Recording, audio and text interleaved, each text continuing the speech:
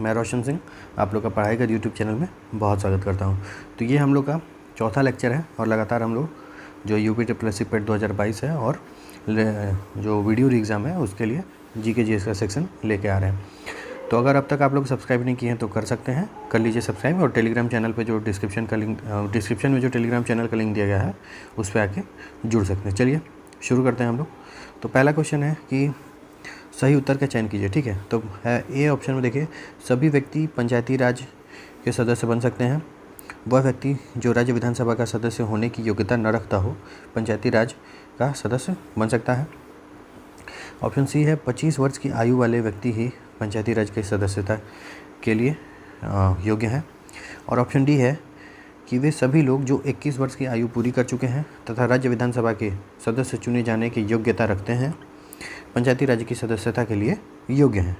तो इसमें सही उत्तर यही होगा, ऑप्शन डी। ठीक है, ये ऑप्शन सही होगा। ठीक है, अब नेक्स्ट क्वेश्चन पे चलते हैं हम लोग। तो नेक्स्ट क्वेश्चन है कि कोई धन विधेयक, मतलब कोई विधेयक जो है वो धन विधेयक है या नहीं, इसका निश्चय कौन करता है। ठीक है, कौन डिसाइड करता है कि कोई जो विधेयक है वो धन विधेयक है कि नहीं।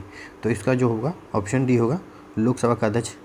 ठीक है, ये लोकसभा का जो अध्यक्ष है वो डिसाइड करते हैं कि कोई विधेयक जो है धन विधेयक है कि नहीं।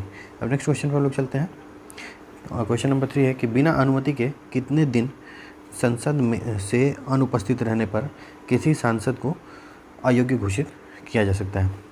तो ये आप लोग का होता है 2 मंथ्स का होता है। ठीक है, 2 मंथ्स तक। अब 2 मंथ्स तक की बात करें तो कितना दिन हो गया, 60 दिन।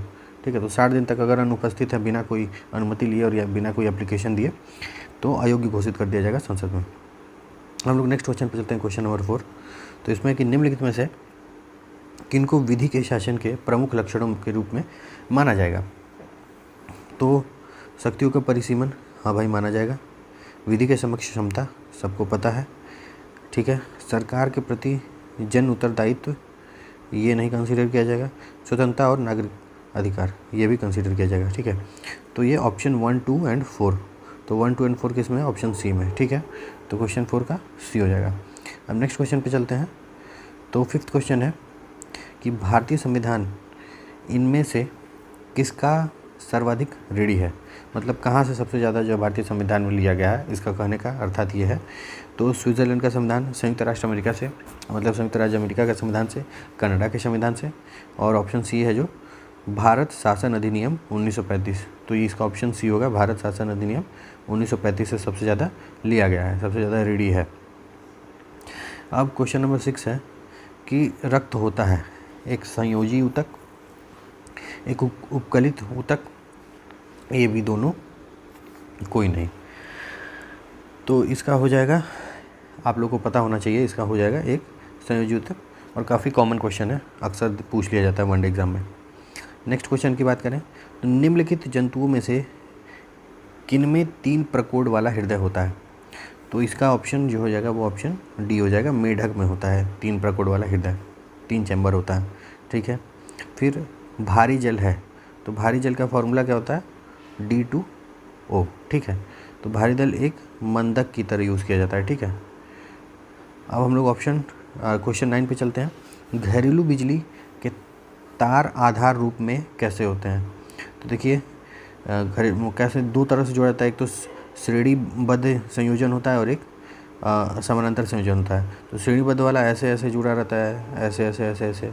ठीक है, और समानांतर वाला जो होता है वो ऐसे जुड़ा रहेगा, फिर उसके पैरेलल में ऐसे जुड़ा रहेगा, फिर उसके पैरेलल में ऐसे जुड़ा रहेगा।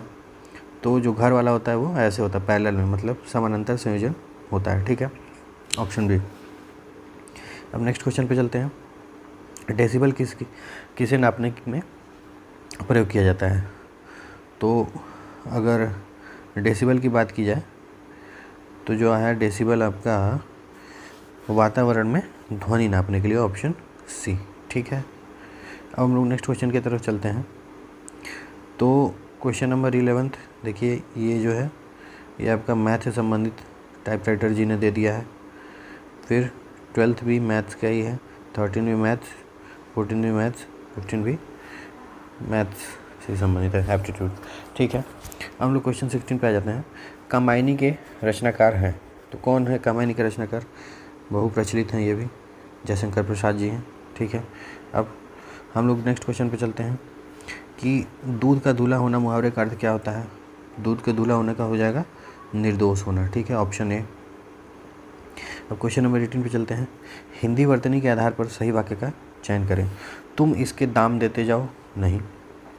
तुम इसका दाम देते जाओ, ये सही लग रहा है। आगे देख लीजिए, तुम इसके दाम देते जाओ नहीं हो तो सेम नहीं होगा।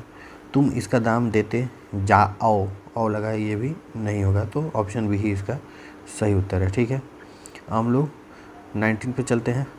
कौन सा जोड़ा समरूपी भिन्नार्थक है? ठीक है, तो अवधि, अवधि, अनुचर, नौकर, आदि, अंत, ये सब तो एक तरह से विलोम हो गया यहाँ से यहाँ तक, तो होगा समरूपी भिन्नार्थक, ऑप्शन ए ही होगा। अब अवधि में जो छोटा अवधि है, मतलब ये जो पहला वाला है, तो पहले वाले का मतलब हो जाएगा आपका का समय से हो जाएगा इसका मतलब। ठीक है, अवधि मतलब इतना अवधि, इतना समय।